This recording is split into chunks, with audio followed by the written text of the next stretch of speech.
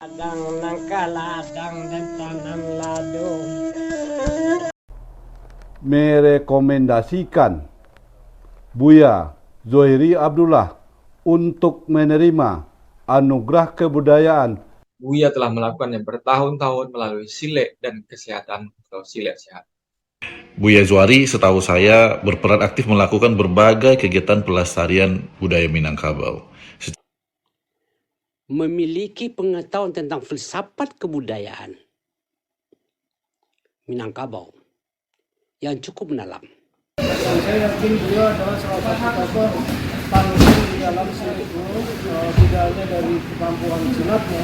Diminta menjadi narasumber, kurator, direktur dan juri serta konsultan di berbagai kegiatan kebudayaan. Beliau adalah seorang praktisi dan juga guru Silek Minangkabau yang tidak hanya mengajarkan Silek sebagai sebuah ilmu bela diri.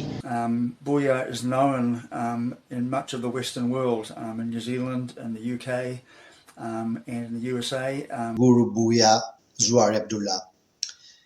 I think that for those are interested in the knowledge of Minangkabau culture, philosophy. Guru Buya دايما يعني المجهودات اللي بيعملها والايفنتس اللي بيعملها دايما بتعرف الناس اكتر على علم سلاح مش بس في مجال الفنون القتال او traditional martial arts. Guru Buya Zuhairi Abdullah. He is a great practitioner of Silek Tuho Harma here in the United States. Saya mendukung 100% sahabat saya, Buya Zuhairi Abdullah, untuk memperoleh anugerah kebudayaan. Saya mengenal beliau sebagai seorang pendekar, seniman bela diri, peneliti, penulis buku, sekaligus sebagai seorang pelestari kebudayaan Minangkabau. Ditanam ladu batang babatang, jika dirantang namanya panjang elok dan puntang,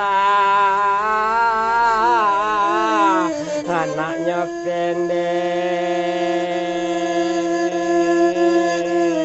diam sekadar kapa gunung.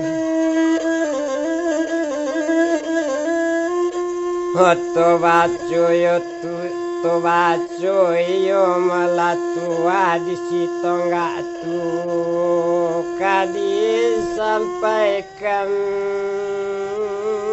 yo latua situ enggak tu apo wana laisi situ enggak tu iko wana kadi sampaikan kadu usana anam banyak